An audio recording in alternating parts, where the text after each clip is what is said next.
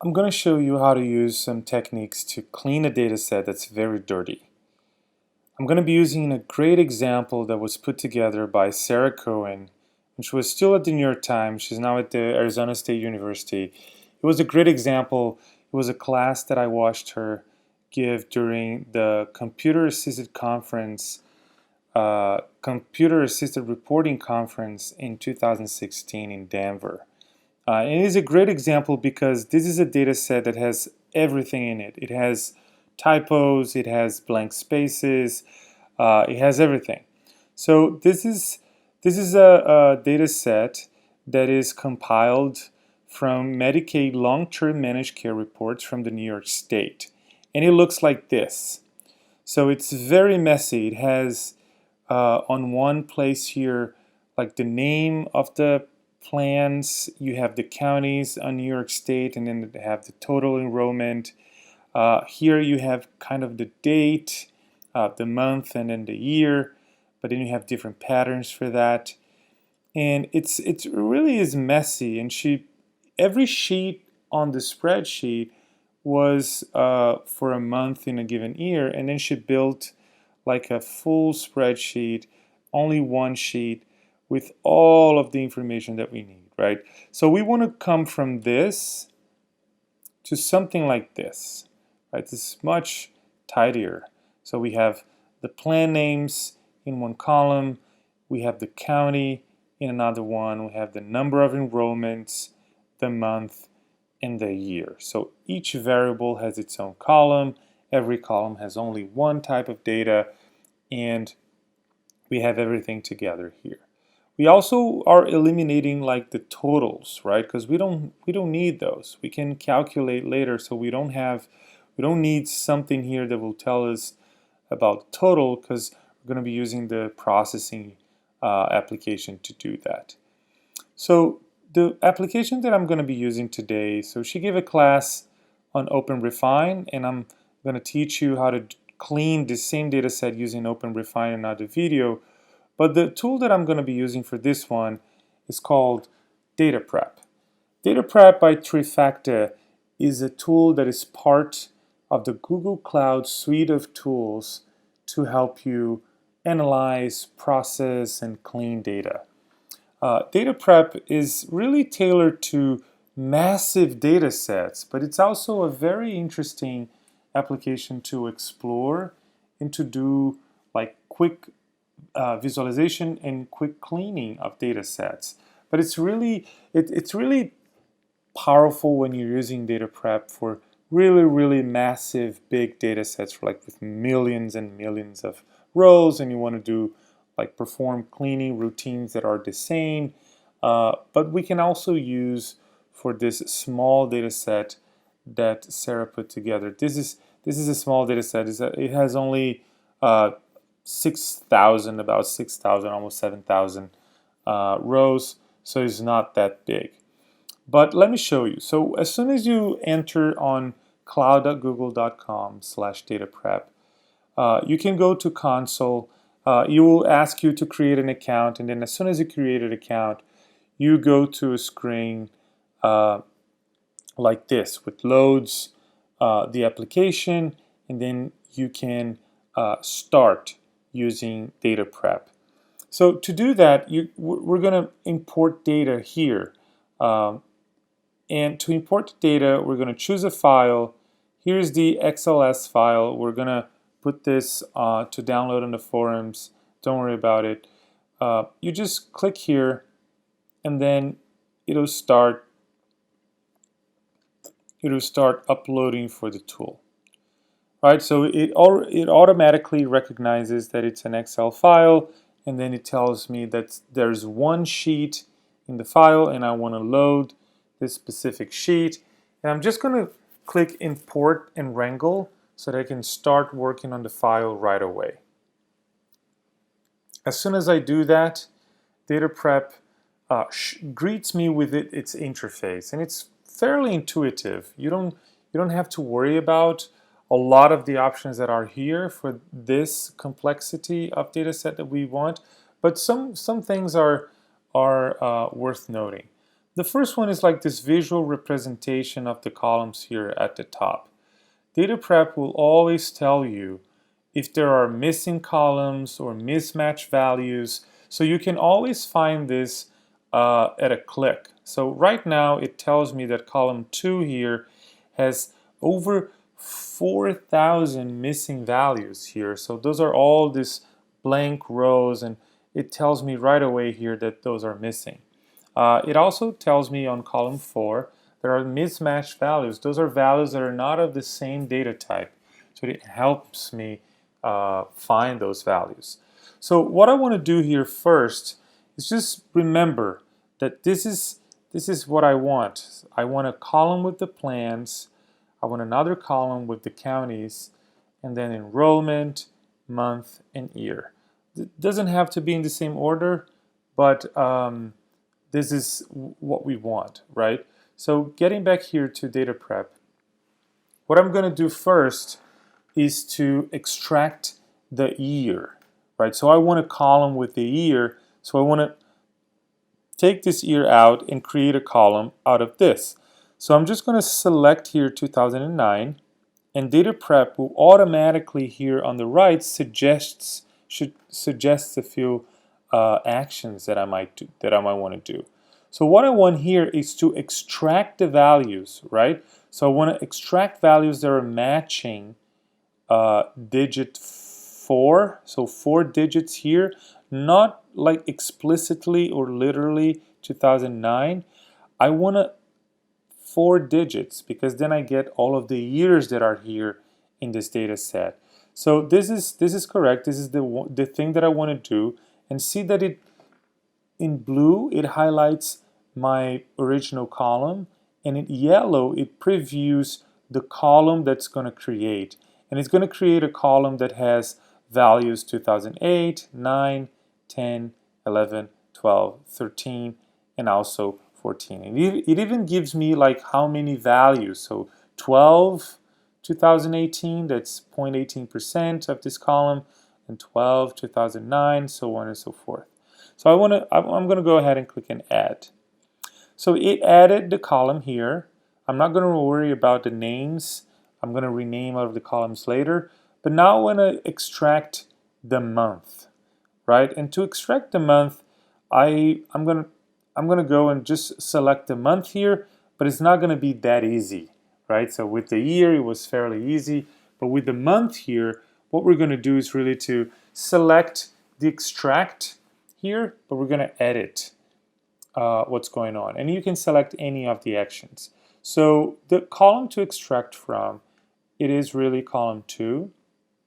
And we're going to do like a custom text or pattern. So I'm going to delete this, and then I'm going to say that's going to start extracting from NYS, right? So there's always an NYS here before the month, and then it's going to be always before this 4 digits. Remember when we extracted the 4 digits? So we're going to type here just the way they're indicating here. So digit, and then 4.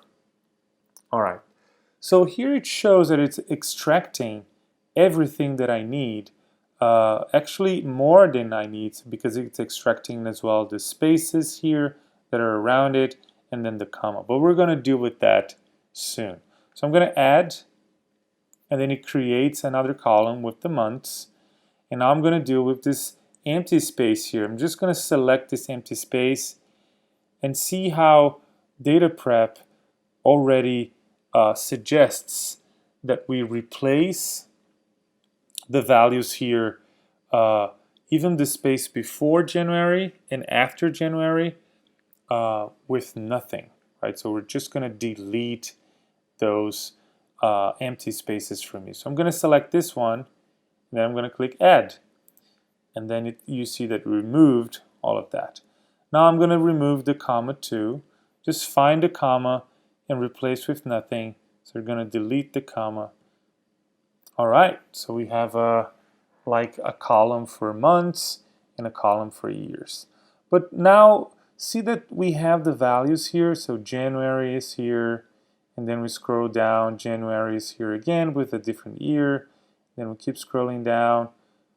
We see January again. So we wanna make sure that all of these values here, they are filled with January, and all of these values here are filled with 2009 until they get to 2010, and then they get filled down again until they find the other year, 2011, so on and so forth. This is called the fill down, and we can do this automatically in Dataprep just by using a new step. So we're going to click on new step, and then we're going to type here window, and then there is a formula called fill, and then we open parentheses, and then we select the column. So we're going to do first in the column 5, which is the column at the moment that we're using for months. So I'm just going to type fill and then column 5, and then I'm going to type here source number, which is the row number in the original source file here. So you type this and see that the blue column here, which is the source, becomes this yellow column here. So January gets filled down until it finds a different value, which is February.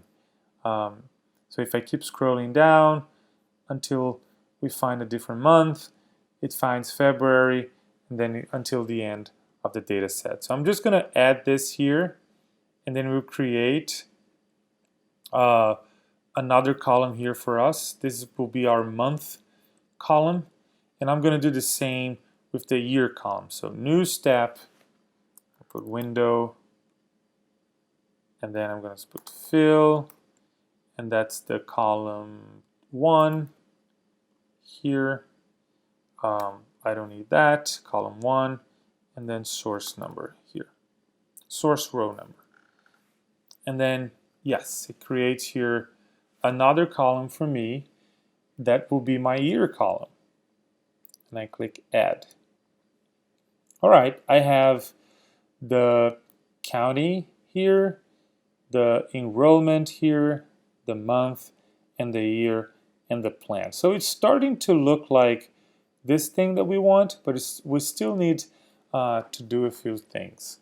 So the first thing that we're going to do after we created those columns, we might want now to rename all of them. So I'm going to rename this one